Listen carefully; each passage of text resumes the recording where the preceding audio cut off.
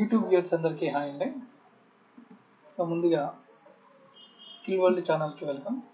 So ఈ channel కనుక మీకు నచ్చినట్లయితే సబ్స్క్రైబ్ చేయడం కానీ, కమెంట్ చేయడం కానీ, అలాగే లైక్ చేయడం కానీ మర్చిపోవద్దండి. సో ఈ వీడియోస్ కనుక మీకు ఇంకా బాగా నచ్చినట్లయితే డెఫినెట్గా మీ ఫ్రెండ్స్కి కూడా షేర్ చేయండి. అకౌంట్స్ నేర్చుకోవాలనుకునే వాళ్ళకి మా యూట్యూబ్ ఛానల్ చాలా బాగా ఉపయోగపడుతున్నందుకు మేము చాలా హ్యాపీగా ఉన్నాం. సో ఎనీవే, సో ఇప్పుడు ఈరోజు కొత్తగా మీకు ఇంకొక వీడియో గురించి అప్లోడ్ చేయబోతున్నాను. సో ముందుగా నా పేరు జగదీశ్వరరావు అండి. సో తిరుపతి నుంచి accounting basics in Telugu part 15 అనేది ఈ వీడియో ద్వారా నేను అప్లోడ్ చేస్తున్నాను.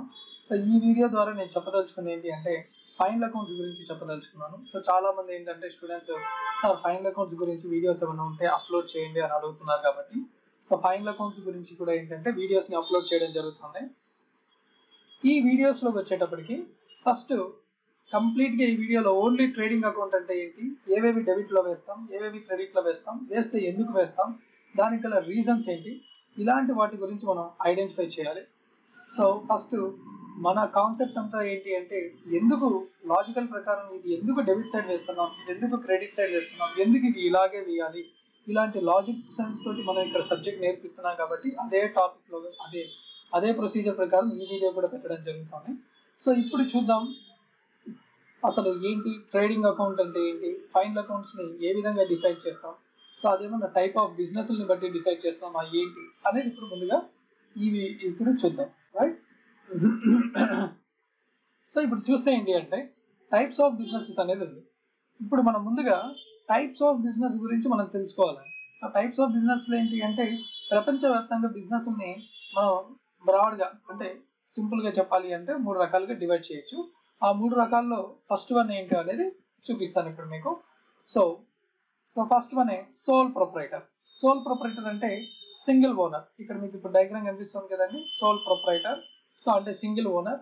ఏదైతే సింగిల్ ఓనర్ ఉన్నాడో ఆ సింగిల్ ఓనర్ అంటే ఒక బిజినెస్కి ఓనర్ ఒకడే ఉంటాడు, అతనే మొత్తం చూసుకుంటాడు. బిజినెస్లో లాస్లు వచ్చినా అలాగే బిజినెస్లో ప్రాఫిట్స్ వచ్చినా మొత్తం కూడా ఏంటంటే బాధ్యత అతనిది ఒక్కడిదే. సో అందుకే దాన్ని మనం ఏమంటామంటే సోల్ ప్రొప్రైటర్ అని చెప్పడం జరుగుతుంది. రైట్. సో ఒక బిజినెస్లో సింగిల్ ఓనర్ ఉంటాడు, ఆ సింగిల్ ఓనర్ది పూర్తి బాధ్యత. అది లాస్ వచ్చినా ప్రాఫిట్ వచ్చినా మొత్తం కూడా ఏంటి అంటే అతనే దాన్ని బేర్ చేయాలి. కాబట్టి కంప్లీట్గా మనం ఏమంటాము అంటే సోల్ ప్రొప్రైటర్ అని చెప్పడం జరుగుతుంది. అలాగే ఏంటంటే సోల్ ప్రొప్రైటర్ అన్నా సింగిల్ ఓనర్ అన్నా ఒకటే, అది కూడా గుర్తుంచుకోండి. రైట్. సో ఈ టైప్ ఆఫ్ బిజినెస్లో అయితే అకౌంట్స్ ఎలా వేయాలి అనేది చూడాలి. అలాగే నెక్స్ట్ పార్ట్నర్షిప్. చాలా మందికి పార్ట్నర్షిప్ గురించి ఆల్రెడీ అవగాహన ఉంది. సో పార్ట్నర్షిప్ అంటే ఏంటంటే మినిమం 2 లేక అంతకంటే ఎక్కువ మంది కలిసి బిజినెస్ని చేసేదాన్నే వాళ్ళిద్దరి మధ్య ఉండే రిలేషన్షిప్నే మనం ఇక్కడ పార్ట్నర్షిప్ అని చెప్పడం జరుగుతుంది. వాళ్ళిద్దరిని పార్ట్నర్స్ అని కూడా చెప్తాము.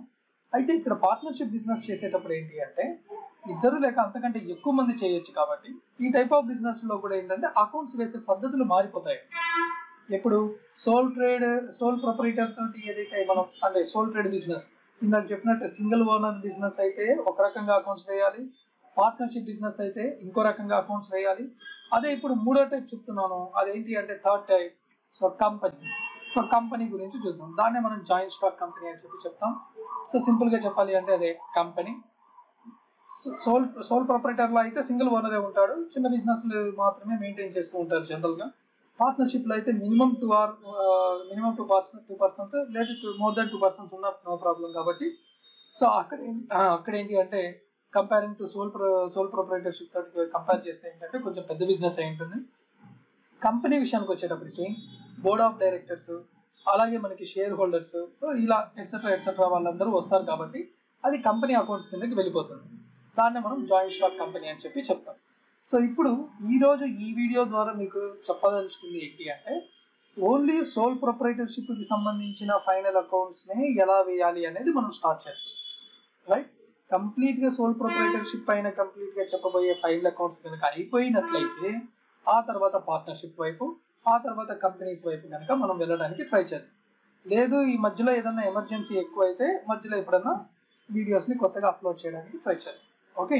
సో ప్రెసెంట్ మాత్రం ఈ వీడియో ద్వారా నేను చెప్పదలుచుకున్నది ఏంటంటే సింగిల్ బిజినెస్ చేస్తూ సింపుల్ బిజినెస్ చేసే సోల్ ప్రొప్రైటర్షిప్ ఏదైతే ఉంటుందో ఆ సోల్ ప్రొప్రైటర్షిప్కి ఫైనల్ అకౌంట్స్ని ఎలా వేయాలి అనొచ్చు. అయితే ఇక్కడ మీరు గుర్తుంచుకోదలుచుకుంది ఏంటంటే పార్ట్నర్షిప్లో కానీ కంపెనీలో కానీ చిన్న చిన్న చేంజెస్ జరుగుతాయి, పెద్ద మార్పులు ఏమి జరగవు. దేంతో పోలిస్తే సోల్ ప్రొపరైటర్తో పోలిస్తే అకౌంట్స్ వేసే పద్ధతి అంతా కూడా ఒకే రకంగా ఉంటుంది. ఇప్పుడు నేను వేయబోయే ట్రేడింగ్ అకౌంట్ కానివ్వండి, ప్రాఫిట్ అండ్ లాస్ అకౌంట్ కానివ్వండి, బ్యాలెన్స్ షీట్ కానివ్వండి, వీటిని అంటే ఫైనల్ అకౌంట్స్ అని చెప్పి చెప్తాం. ఈ ఫైనల్ అకౌంట్స్ వేసే పద్ధతిలో సోల్ ప్రొపరైటర్షిప్లో అయినా, పార్ట్నర్షిప్లో అయినా, జాయింట్ స్టాక్ కంపెనీలో అయినా ఒకే ప్రొసీజర్ని ఫాలో అవుతాం. కాకపోతే చిన్న చిన్న రూల్స్ అండ్ రెగ్యులేషన్స్ని ఫాలో అవటం వల్ల చిన్న చిన్న మార్పులు వస్తాయి తప్ప మేజర్గా చేంజెస్ ఏమి కూడా రావు. అంటే మీరు గుర్తుంచుకోవాల్సిన విషయం ఏంటి అంటే ఈ ఏదైతే మనం ఇప్పుడు సోల్ ప్రొపరైటర్షిప్ గురించి మనం చెప్పుకుంటున్నామో ఆ సోల్ ప్రొపరైటర్షిప్లో ఏంటి అంటే మనం ఫాలో అయ్యే మెథడ్స్ కానీ, ప్రొసీజర్ కానీ, ప్రొఫార్మాస్ కానీ అన్నీ కూడా కంప్లీట్గా మనకి ఒకేలా ఉంటాయి. ఎందులో అది పార్ట్నర్షిప్ అయినా కానీ కంపెనీ అకౌంట్స్ అయినా ఒకే పద్ధతిలో వెళ్తాం. కాకపోతే ఏంటి అంటే చిన్న మార్పులు మాత్రమే ఉంటాయి. కంపెనీ అంటే బోర్డ్ ఆఫ్ డైరెక్టర్స్, షేర్ హోల్డర్స్కి సంబంధించిన ఇన్ఫర్మేషన్ ఎక్స్ట్రాగా వేయాలి. పార్ట్నర్షిప్ అంటే రిలేటెడ్ టు పార్ట్నర్స్, దానికి సంబంధించిన ఎక్స్ట్రా ఇన్ఫర్మేషన్ని రికార్డ్ చేసి వేయాలి. సోల్ ప్రొపరైటర్ అంటే ఈ రెండు ఉండవు కాబట్టి ఆ రెండు వదిలేసి నార్మల్గా అకౌంట్స్ వేసుకుంటూ వెళ్ళిపోతాం. Normal accounting plus partners information అయితే పార్ట్నర్షిప్ అకౌంట్స్ అవుతుంది. Normal accounting plus share holders information and board of directors information అయితే అది కంపెనీ అకౌంట్స్ అవుతుంది. సో ఇప్పుడు మనం ఆ రెండు లేకుండా నార్మల్ అకౌంటింగ్ ఎలా వేయాలో నేర్చుకోవాలి. నార్మల్ అకౌంటింగ్ నేర్చుకోవడం వల్ల మనకి అడ్వాంటేజ్ ఏంటి అంటే ఇటు పార్ట్నర్షిప్ కైనా అటు కంపెనీ అకౌంట్స్ కైనా అర్థం అవ్వడానికి ఈజీగా ఉంటుంది. ఓకే, సో ఇప్పుడు చూడండి, ఇక్కడ మీకు ఒక డయాగ్రామ్ రిప్రజెంట్ చేస్తున్నాను. ఆ డయాగ్రామ్ లో సోల్ ప్రొపరైటర్షిప్, సింగిల్ ఓనర్ కనిపిస్తున్నాడు, చిన్న బిజినెస్ కనిపిస్తుంది. ఆ బిజినెస్ కి సంబంధించి ఫైనల్ అకౌంట్స్ అంటే ఏ టైప్ ఆఫ్ రిపోర్ట్స్ ని ప్రిపేర్ చేయాలి. ఆ రిపోర్ట్స్ ఏంటి అంటే ట్రేడింగ్ అకౌంట్ ఒకటి, ప్రాఫిట్ అండ్ లాస్ అకౌంట్ ఒకటి, బ్యాలెన్స్ షీట్ ఒకటి. Trading, profit and loss account and balance sheet. So right, so ఇప్పుడు చూద్దాం what is mean by trading account. ఇంతకీ ట్రేడింగ్ అకౌంట్ అంటే ఏంటి, వాటిల్లో ఏమేమి రికార్డ్ చేయాలి, ఎందుకు వాటిని అక్కడ రికార్డ్ చేస్తాం, దానికి గల రీజన్ ఏంటో ఈ వీడియో ద్వారా నేను మీకు ఎక్స్ప్లెయిన్ చేస్తాను. ఆ తర్వాత నెక్స్ట్ వీడియోలో కావాలి అంటే profit and loss account and balance sheet గురించి ఇంట్రడ్యూస్ చేస్తాం. Right, so first trading account గురించి తెలుసుకుందాం. So trading account, so trading అంటే ఏంటి, ఫస్ట్ నేను చాలాసార్లు చాలా వీడియోస్లో చెప్పానండి. నేమ్లోనే ఏదైతే టైటిల్ ఉంటుందో ఆ టైటిల్లోనే మనకి ఏంటి అంటే సబ్జెక్టివిటీ అనేది కూడా కంప్లీట్గా టైటిల్లోనే పెట్టడం జరుగుతుంది. మరి అదేంటో చూద్దాం. ఓకే, సో ట్రేడింగ్ అకౌంట్ అంటే ఏంటి అంటే సింపుల్గా బయింగ్ అండ్ సెల్లింగ్. ట్రేడింగ్ అంటేనే బయింగ్ అండ్ సెల్లింగ్ అంటే కొనటం, అమ్మటం. జనరల్గా ఏం కొంటారు, ఏం అమ్ముతారు అంటే ఇక్కడ టైప్ ఆఫ్ బిజినెస్ని బట్టి, అంటే బిజినెస్ ఉండే రకాన్ని బట్టి అది కొనడం కానీ అమ్మడం కానీ మారిపోతూ ఉంటుంది. కొనేది కానీ అమ్మడం కానీ మారిపోతూ ఉంటుంది టైప్ ఆఫ్ బిజినెస్ని బట్టి అని చెప్పారు. సో టైప్ ఆఫ్ బిజినెస్ని బట్టి అంటే అది పర్చేస్ అయినా చేయొచ్చు, సేల్ అయినా చేయొచ్చు. మరి అది ఎలా చేయాలి, ఏంటి అన్నది కూడా చూద్దాం. ఇప్పుడు చూడండి, నాది ఫర్నిచర్ బిజినెస్ అనుకోండి. ఫర్నిచర్ని తక్కువ రేట్కి కొని ఎక్కువ రేట్కి అమ్మేస్తాను. అప్పుడు నా బిజినెస్ ఏమవుతుంది, ఫర్నిచర్ బిజినెస్ అవుతుంది. నా బిజినెస్లో సరుకులు ఏమవుతాయి, ఫర్నిచర్ అవుతుంది. అంటే నేను ఏం ట్రేడింగ్ చేస్తున్నాను, ఫర్నిచర్ని ట్రేడింగ్ చేస్తున్నాను. అర్థమవుతుంది కదండి, రైట్. అలాగే ఇప్పుడు ఫర్ ఎగ్జాంపుల్ నా బిజినెస్ వచ్చి ఎలక్ట్రికల్ షాప్ అనుకోండి. ఆ స్విచ్ బోర్డులు, అవి ట్యూబ్ లైట్స్, వైరింగ్స్, ఇవి ఎట్సెట్రా ఎట్సెట్రా లాంటివి నేను కొంటాను. అది నాకు స్టాక్ అవుతుంది. అలాంటివి కొనడం కానీ అమ్మడం కానీ చేస్తే నాకు అది ట్రేడింగ్ యాక్టివిటీ అవుతుంది. అంటే ఏ టైప్ ఆఫ్ బిజినెస్ వాళ్ళకి ఆ సంబంధించిన సరుకుల్ని మాత్రమే కొనడం కానీ అమ్మటం కానీ చేసినట్లయితే దాన్ని మనం ఇక్కడ ఏమంటాము అంటే ట్రేడింగ్ యాక్టివిటీస్ అని చెప్పి చెప్తాం. అంటే బై చేసి సెల్ చేయడం. బై చేసి సెల్ చేసేటప్పుడు ఏవైనా ఖర్చులు జరిగితే దాన్ని మనం డైరెక్ట్ ఎక్స్పెన్సెస్ అని చెప్పి చెప్తాం. బై చేసి సెల్ చేసేటప్పుడు ఏమైనా ఖర్చులు జరిగితే దాన్ని మనం డైరెక్ట్ ఎక్స్పెన్సెస్ అని చెప్తాం. అంటే అది ఏంటి, డైరెక్ట్ ఎక్స్పెన్సెస్ అంటే ఏంటి, ఇంకొంచెం డెప్త్గా చెప్పాలి అంటే నెక్స్ట్ స్లైడ్లో చూపిస్తాను. సో ప్రెసెంట్ ఇక్కడ చూడండి, the general term trading refers to buying and selling of goods and services. Goods and సర్వీసెస్ని కొన్నా సరే అమ్మినా సరే అప్పుడు మనం ఏమంటామంటే ట్రేడింగ్ యాక్టివిటీ అని చెప్పి చెప్పుకోవడం జరుగుతుంది. ఇందాక నేను చాలాసార్లు చెప్పాను, చాలాసార్లు రిపీట్ కూడా చేశాను ఇప్పుడే. సో సరుకులు కొన్నా అమ్మినా అది ట్రేడింగ్ యాక్టివిటీ అవుతుంది, ప్రొవైడెడ్ ఆ టైప్ ఆఫ్ బిజినెస్ సరుకు అయి ఉండాలి. రైట్, సో ఇక్కడ చూడండి, next trading account is prepared to know trading results. సరుకులు కొనటం అమ్మటం వల్ల కనీస ప్రాఫిట్ అన్న నేను పెట్టుకున్నానా లేదా, కనీస ప్రాఫిట్ అన్న నాకు వస్తుందా రాలేదా, బిగినింగ్ లోనే నాకు ప్రాఫిట్ రాకపోతే ఆ తర్వాత ఇతర ఖర్చులు గనక పడినట్లయితే అప్పుడు ఇంకా దారుణమైన లాస్ ని ఫేస్ చేయాల్సి వస్తుంది. కాబట్టి బిగినింగ్ లోనే మనం ఏం చేస్తాము అంటే ఈ సరుకులు తక్కువ రేట్ కి కొని ఎక్కువ రేట్ కి అమ్ముతున్నాను కదా, అలా చేయటం వల్ల నాకు లాభం వస్తుందా లేదా అంటూ ఒక చిన్న అకౌంట్ ని ప్రిపేర్ చేస్తాం. దాన్నే మనం ఇక్కడ ట్రేడింగ్ అకౌంట్ అని చెప్పి చెప్పడం జరుగుతుంది. అక్కడ గనక సరుకులు కొని అమ్మటం వల్ల గనక మనకి ఏదన్నా ప్రాఫిట్ వచ్చినట్లయితే దాన్ని మనం ఏమంటామంటే గ్రాస్ ప్రాఫిట్ అని చెప్పి చెప్తామండి. గ్రాస్ ప్రాఫిట్ అని చెప్పి చెప్తాం. ఒకవేళ లాస్ వస్తే గ్రాస్ లాస్ అని చెప్పి చెప్తాం. ఇది ఇంతకీ గ్రాస్ ప్రాఫిట్ అంటే ఏంటి సార్ అంటే ఇతర ఖర్చులతో అంటే వేరే ఖర్చులతో సంబంధం లేకుండా ఓన్లీ గూడ్స్ కి సంబంధించి సరుకులకి సంబంధించి మాత్రమే మీరు ఖర్చులు పెట్టగా సరుకులకి సంబంధించి మాత్రమే మీరు డబ్బులు సంపాదించగా మీకు ఏమైనా డబ్బులు మిగిలితే దాన్నే మనం గ్రాస్ ప్రాఫిట్ అని చెప్పి చెప్తాము. కనీసం మీకు బిగినింగ్ లోనే కనుక లేకపోతే ఆ తర్వాత ఎలా వస్తుంది ప్రాఫిట్? దీనికి ఒక చిన్న ఎగ్జాంపుల్ లాగా చెప్తాను, కొంచెం జాగ్రత్తగా వినండి. ఫర్ ఎగ్జాంపుల్ ఇప్పుడు మనం ఏం చేసామంటే ఒక ఫర్నిచర్ బిజినెస్ స్టార్ట్ చేసామండి. ఫర్నిచర్ మనం ఏం చేసామంటే ఒక ₹1 కోటి ఫర్నిచర్ కొన్నామండి.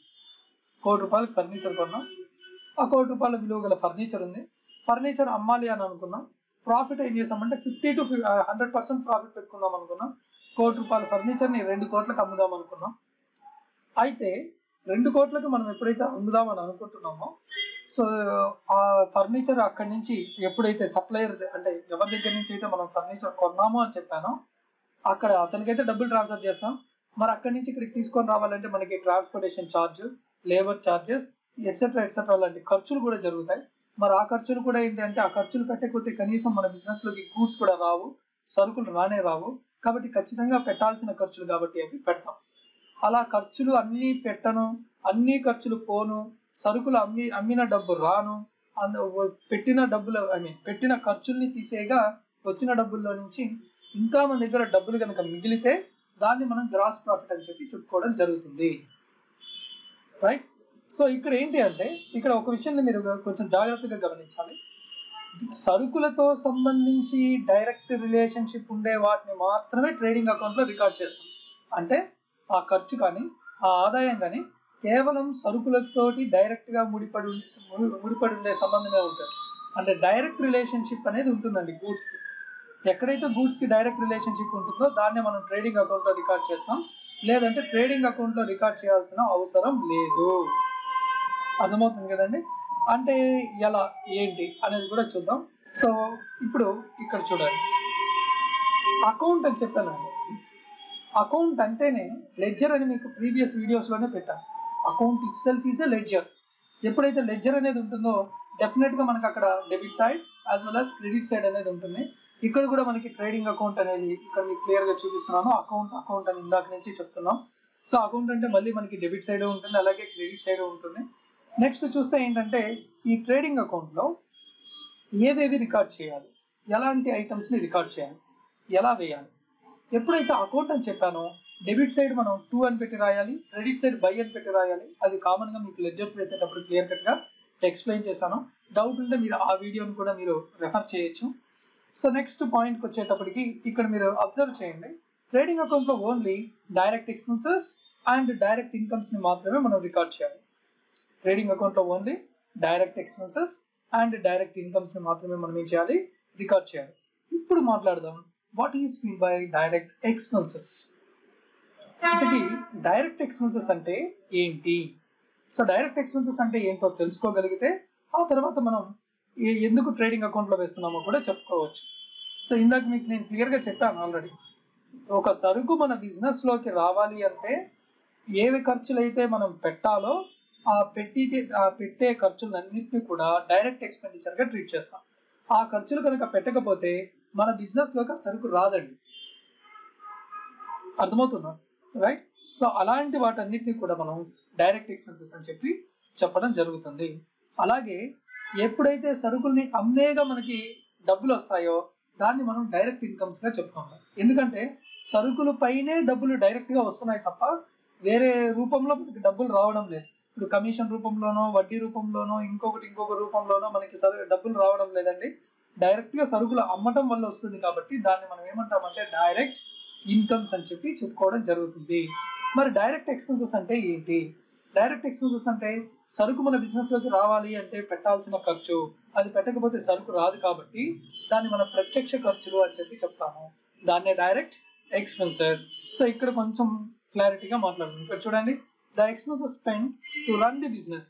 బిజినెస్ రన్ అవ్వాలి అంటే ఖచ్చితంగా పెట్టాల్సిన ఖర్చు, అంటే సరుకు లేకుండా మన బిజినెస్ రన్ కాదు కదండి. సో అందుకని అనమాట. Are the expenses spend to get goods into the business. Business లోకి సరుకులు రావాలంటే పెట్టాల్సిన ఖర్చు. బిజినెస్ సక్సెస్ఫుల్ గా రన్ అవ్వాలి అంటే పెట్టాల్సిన ఖర్చు, లేదు బిజినెస్ లోకి సరుకులు రావాలి అంటే పెట్టాల్సిన ఖర్చు. ఇంకొంచెం డీటెయిల్డ్ గా మీకు నెక్స్ట్ స్లైడ్ లో ప్రొఫార్మాని ఎక్స్ప్లెయిన్ చేస్తాను. ఆ ప్రొఫార్మా ద్వారా ఏంటంటే మీకు ఫుల్ ఫ్లెడ్జ్డ్ క్లారిటీ అనేది వస్తుంది. ఇంకా డైరెక్ట్ ఇన్కమ్స్ అంటే ఏంటో చూడండి. The incomes generated through direct effect of goods. ఇందాక నేను చెప్పాను, సరుకులు డైరెక్ట్ గా, ఇప్పుడు మన సరుకులు ఎప్పుడైతే అమ్ముతామో దాని మీద వచ్చే డబ్బునే డైరెక్ట్ ఇన్కమ్ అని చెప్పి చెప్తాం. ఎందుకంటే డైరెక్ట్ గా సరుకుల వల్ల మనకి ఎంత ఆదాయం వస్తుంది, ఎంత ఆదాయం మిగులుతుంది, ఇలాంటి వాటిని మనం చూస్తాం. కాబట్టి డైరెక్ట్ సరుకుల మీద ఏ విషయాన్ని మాట్లాడినా దాన్ని మనం ట్రేడింగ్ అకౌంట్ లోనే రికార్డ్ చేయాలి.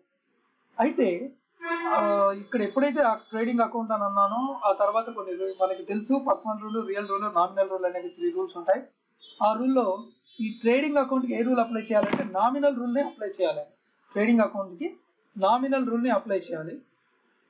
ఓకే సార్, నామినల్ రూలే ఎందుకు అప్లై చేయాలి అంటే ఇక్కడ మనకి ఏంటంటే డైరెక్ట్ ఎక్స్పెన్సెస్ అండ్ ఇన్కమ్స్ అన్నామండి.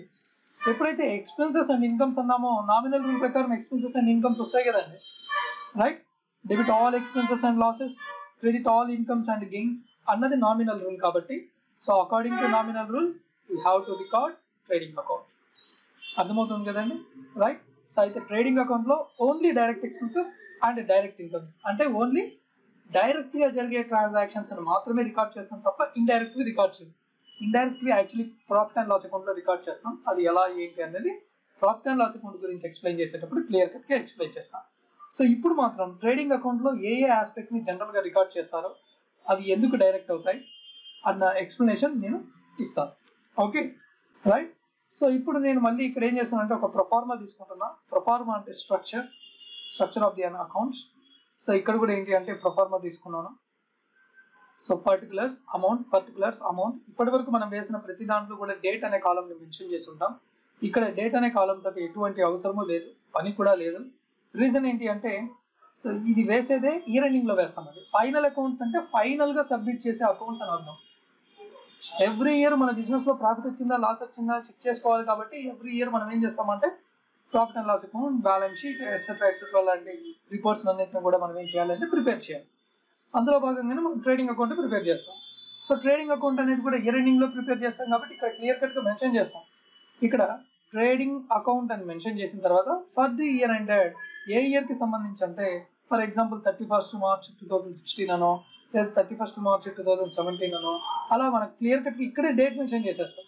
అంటే ఈ ట్రాన్సాక్షన్స్ అన్ని ట్రాన్సాక్షన్స్ ఒక డేట్ లోవే అట్ ది ఇయర్ ఎండింగ్ లోవి.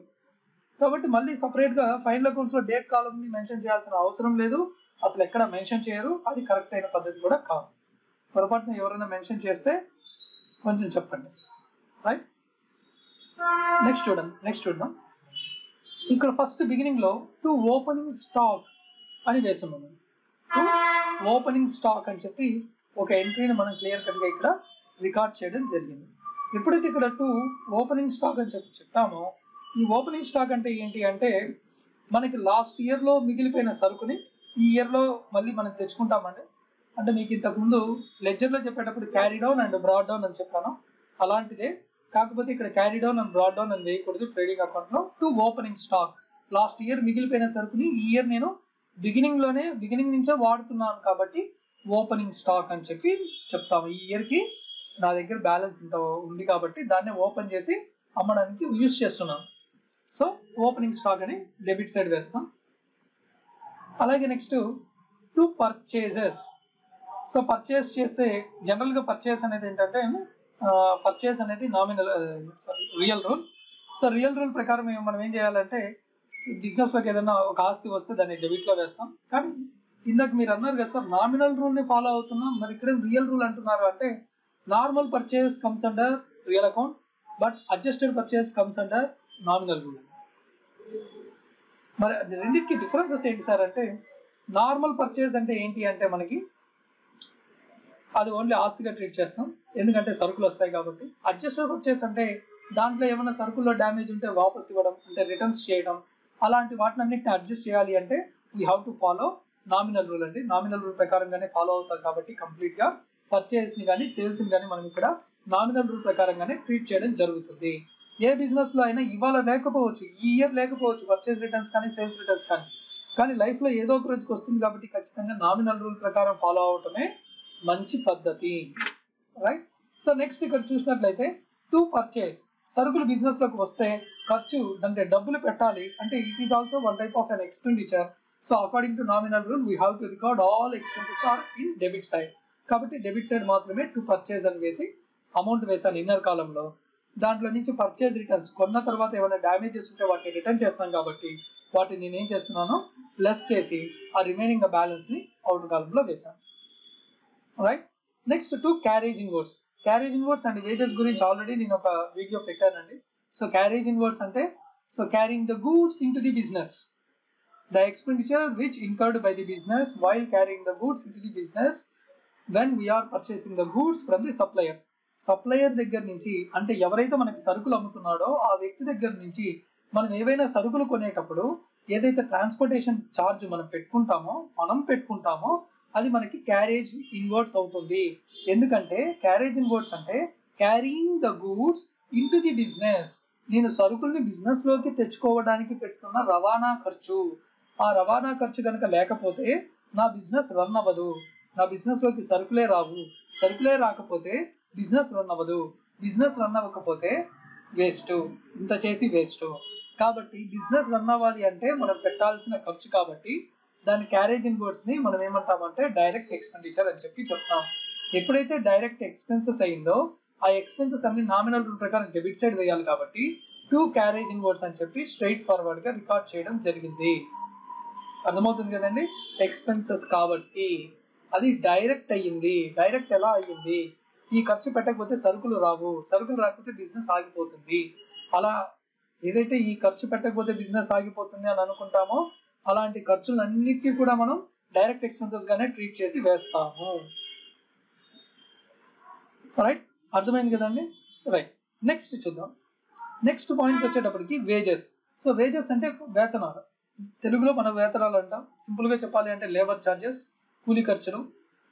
అంత ఈజీగా తీసేయడానికి లేదండి వేజెస్ ని. ఎందుకంటే ఒక సరుకు ఒక రాష్ట్రం నుంచి ఇంకో రాష్ట్రానికి లేదా ఒక ప్రదేశం నుంచి ఇంకో ప్రదేశానికి రావాలి అంటే ఆ బిజినెస్ ఓనరే వచ్చి ఆ సరుకుల్ని లోడింగ్ కానీ అన్లోడింగ్ కానీ చేయడు కదండి, లేబర్ ఖచ్చితంగా కావాలి, లేబర్ హెల్ప్. కాబట్టి ఇక్కడ కూడా మనకి ఏంటి అంటే ఆ లేబర్ హెల్ప్ తీసుకొని ఆ సరుకుల్ని లోడింగ్ కానీ అన్లోడింగ్ కానీ చేయించుకోకపోతే ఆ సరుకే లోడ్ కాదు. ఒకవేళ వాళ్ళు కనుక పని చేయకపోతే సరుకు లోడ్ కాదు, సరుకే లోడ్ కాలేదంటే క్యారేజ్ ఇన్వర్డ్సే జరగదు, క్యారేజ్ ఇన్వర్డ్సే జరగకపోతే బిజినెస్ జరగదు. కాబట్టి ఆ వేజెస్, ఆ లేబర్ ఛార్జెస్ అనేవి ఖచ్చితంగా పెట్టాల్సిన ఖర్చు కాబట్టి దాన్ని కూడా మనం డైరెక్ట్ ఎక్స్పెన్సెస్ గా ట్రీట్ చేసి మనం డెబిట్ సైడ్ వేయడం జరిగింది. ఈ ప్రొఫార్మాలో అంటే ఇక్కడ ట్రేడింగ్ అకౌంట్ లో మీకు చూపిస్తున్న అన్ని ఏవైతే డెబిట్ సైడ్ వేస్తున్నానో నేను అవన్నీ కూడా అన్ని బిజినెస్ లో జరగవండి. టైప్ ఆఫ్ బిజినెస్ ఇప్పుడు చూడండి, ఇప్పుడు మీరు అకౌంట్స్ నేర్చుకుంటున్నారో రేపు మీరు ఏ టైప్ ఆఫ్ కంపెనీలోకి వెళ్ళి అకౌంట్స్ వేస్తారో మీకు తెలియదు, నాకు తెలియదు. కాబట్టి మనం ఎలా నేర్చుకుంటాము అంటే ప్రపంచంలోని ఏ టైప్ ఆఫ్ బిజినెస్ కి అయినా సరే ఏవేవి డైరెక్ట్ ఎక్స్పెన్సెస్ మేజర్వి ఏవేవి డైరెక్ట్ ఎక్స్పెన్సెస్ అవుతాయో వాటిని మనకి ఈ ప్రొఫార్మా ద్వారా నేర్చుకోవడం జరుగుతుంది. ఎందుకు ఆ మాట చెప్పాను అంటే ఇప్పుడు ఇంకొంచెం ముందుకు వెళ్తే తెలుస్తుంది. చూడండి, next to fuel and power. Fuel and power అనేదండి ఖచ్చితంగా డైరెక్ట్ ఎక్స్పెన్సెస్ అవ్వాలన్న రూల్ ఏమీ లేదండి.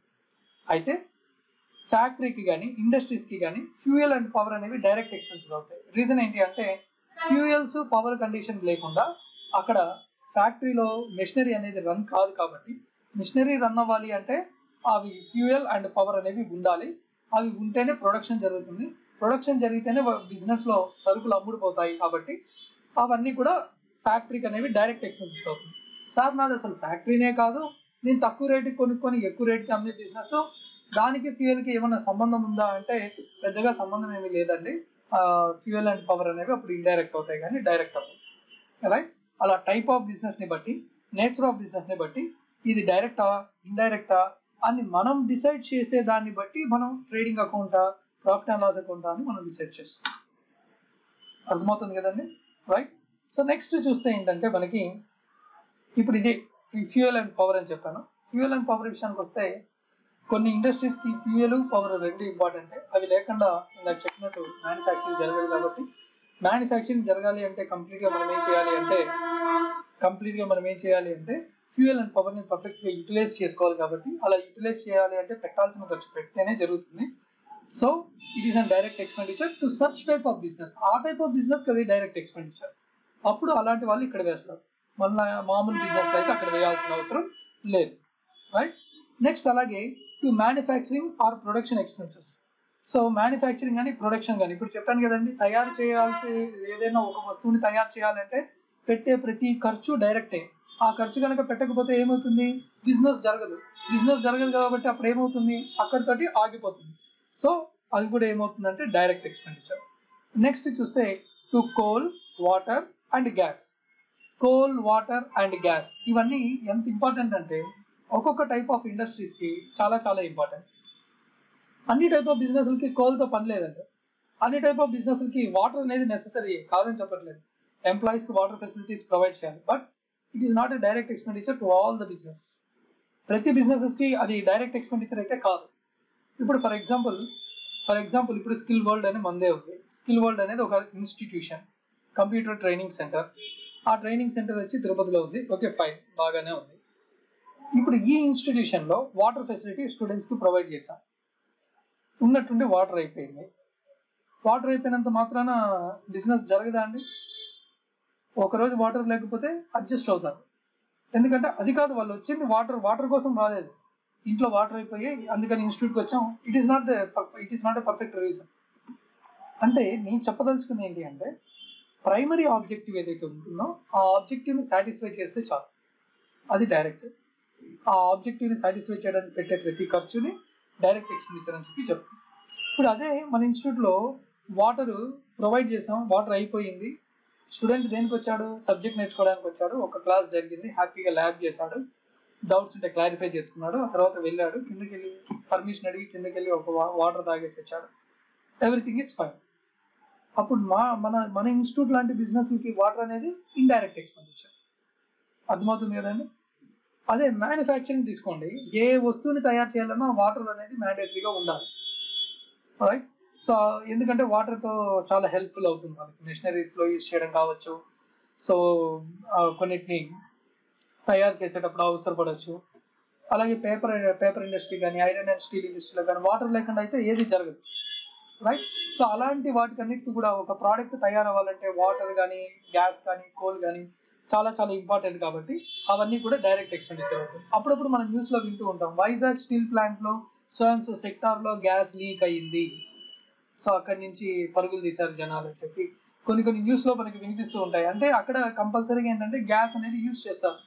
ఎందుకు అంటే కొన్ని మెటల్స్ ఏం చేయాలంటే వాళ్ళకి అనుకున్న షేప్లోకి వాటిని మౌల్డ్ చేయాలి, అలా మార్చాలి ఆ షేప్లోకి. సో అలాంటప్పుడు కొన్ని గ్యాసెస్ యొక్క హెల్ప్ ఖచ్చితంగా డెఫినెట్గా అవసరం. కాబట్టి ఆ టైప్ ఆఫ్ ఇండస్ట్రీస్ కానివ్వండి, పేపర్ ఇండస్ట్రీస్ కానివ్వండి, ప్లాస్టిక్ మ్యానుఫ్యాక్చరింగ్ ఇండస్ట్రీస్ కావచ్చు, వాటన్నిటికీ ఏంటంటే మ్యాండేటరీగా ఉండాల్సినవి. కాబట్టి అవి లేకపోతే ప్రోడక్ట్స్ తయారవ్వవు. కాబట్టి వాటన్నిటిని మనం డైరెక్ట్ ఎక్స్పెండిచర్గా చెప్పుకోవడం జరుగుతుంది. Next to motive power. ఇక్కడ మోటివ్ పవర్ అంటే ఏంటంటే ఫ్యాక్టరీలో మెషినరీ, ప్లాంట్ అండ్ మెషినరీకి సప్లై చేసే హై పవర్ అండి. ఆ హై పవర్ లేకపోతే మెషినరీ రన్ అవ్వదు. కాబట్టి మళ్ళీ సేమ్ మెషినరీ రన్ అవ్వకపోతే ప్రొడక్షన్ ఆగిపోతే బిజినెస్ ఆగిపోతుంది. అదే ఈ ఖర్చు పెడితే ఖచ్చితంగా అన్ని సక్రమంగా జరుగుతాయి. కాబట్టి ఆ టైప్ ఆఫ్ ఎక్స్పెండిచర్ని కూడా మనం డైరెక్ట్ ఎక్స్పెండిచర్గా ట్రీట్ చేసాం. నెక్స్ట్ ఆక్ట్రై. సరుకులు, గూడ్స్ ఒక ప్లేస్ నుంచి ఇంకో ప్లేస్కి తీసుకొచ్చేటప్పుడు కొన్ని మున్సిపాలిటీ ట్యాక్సెస్ పే చేయాలండి. సో అలా మున్సిపాలిటీ ట్యాక్సెస్ ఏవైతే పే చేయాలని చెప్తున్నామో ఆ మున్సిపాలిటీ ట్యాక్సెస్ కనుక పే చేయకపోతే గూడ్స్ మనకి హ్యాండ్ ఓవర్ చేయరు. సో మనకి గూడ్స్ కనుక మన బిజినెస్ లోపలికి రావాలి అంటే మస్ట్ అండ్ షుడ్గా పే చేయాల్సిన మినిమంలో పెట్టాల్సిన మన ఏదైతే ట్యాక్సెస్ ఉంటాయో ఆక్ట్రై, మున్సిపాలిటీ ట్యాక్సెస్, అలాంటి వాటన్నిటిని మనం ఏమంటాము అంటే డైరెక్ట్ ఎక్స్పెన్సెస్ అని చెప్పడం జరుగుతుంది. సో నెక్స్ట్ పాయింట్కి వచ్చినట్లయితే మనకేంటి అంటే కంప్లీట్ గా సో ఫ్యాక్టరీ లైటింగ్ అనేది ఉంది. సో ఫ్యాక్టరీ లైటింగ్ గురించి వస్తుంది. సో ఫ్యాక్టరీ లైటింగ్ అంటే సో కంప్లీట్ గా ఇప్పుడు రిలేటెడ్ టు ఫ్యాక్టరీ గురించి మనం మాట్లాడుతున్నాం. సో రిలేటెడ్ టు ఫ్యాక్టరీ అంటే ఇక్కడ ఏంటి అంటే పాయింట్, ఫ్యాక్టరీలో పెట్టే ప్రతి ఖర్చుని కూడా మనం డైరెక్ట్ ఎక్స్పెండిచర్ గానే ట్రీట్ చేస్తాం. ఫ్యాక్టరీలో పెట్టే ప్రతి ఖర్చును కూడా మనం డైరెక్ట్ ఎక్స్పెండిచర్ గానే ట్రీట్ చేస్తాం. సో ఇక్కడ కూడా ఏంటి అంటే ఫ్యాక్టరీ లైటింగ్, ఫ్యాక్టరీలో ఏదైతే ఎలక్ట్రిసిటీ పవర్ ఉందో అంటే మిషనరీస్ కాదండి, నార్మల్ పవర్, అది లైటింగ్ అనమాట. ఏదైతే ప్లాంట్ అండ్ మిషనరీ దగ్గర లైటింగ్ కనుక లేకపోతే ఎలా అంటే వర్క్ చేస్తారు, ఇట్ ఈస్ హైలీ ఇంపాసిబుల్. కాబట్టి కంప్లీట్ గా అక్కడ ప్రొవైడ్ చేసే ఎలక్ట్రిసిటీ ఫీడ్ అంటే లైట్స్ కావచ్చు, ఫ్యాన్స్ కావచ్చు, ఎట్సెట్రా కావచ్చు. సో వాటన్నిటిని కూడా మనం డైరెక్ట్ ఎక్స్పెండిచర్ గానే ట్రీట్ చేయడం జరుగుతుంది, రైట్. సో ఎందుకంటే ఆ వాటికి పెట్టాల్సిన ఖర్చును కనుక పెట్టకపోతే ప్రొడక్షన్ దెబ్బతింటుంది. అంటే చీకట్లో లైట్లన్నీ ఆపేసుకొని మిషనరీకి మాత్రం పవర్ ఇచ్చి యూజ్ ఉండదు. కాబట్టి ఖచ్చితంగా లైటింగ్ కూడా, ఫ్యాక్టరీ లైటింగ్ కూడా ఏమవుతుందంటే డైరెక్ట్ ఎక్స్పెండిచర్ అవుతుంది, రైట్. అలాగే next import duty, custom duty, excise duty. So import duty, custom duty, excise duty, everything is a duty. Duty is nothing but a tax. ట్యాక్స్లు pay చేయాల్సిన ట్యాక్స్లు కనుక pay చేయకపోతే ఆ సరుకులు మన దగ్గరికి రావు. సరుకే రాకపోతే బిజినెస్ జరగదు. కాబట్టి సరుకు బిజినెస్ లోకి రావడానికి పెట్టే ప్రతి ఖర్చు కూడా డైరెక్ట్ ఎక్స్పెన్సెస్ అవుతుందని బిగినింగ్ లోనే మీకు చెప్పాను. So all these are comes under direct expenses. Final గా ఫ్యాక్టరీ రెంట్.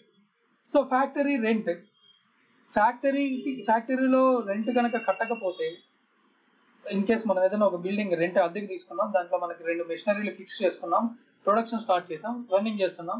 ఫ్యాక్టరీ రెంట్ కట్టకపోతే బిల్డింగ్ ఓనర్ ఏం చేస్తాడు, వచ్చి సీజ్ చేస్తాడు. సీజ్ చేస్తే ప్రొడక్షన్ ఆగిపోతుంది. ప్రొడక్షన్ ఆగిపోతే బిజినెస్ ఆగిపోతుంది.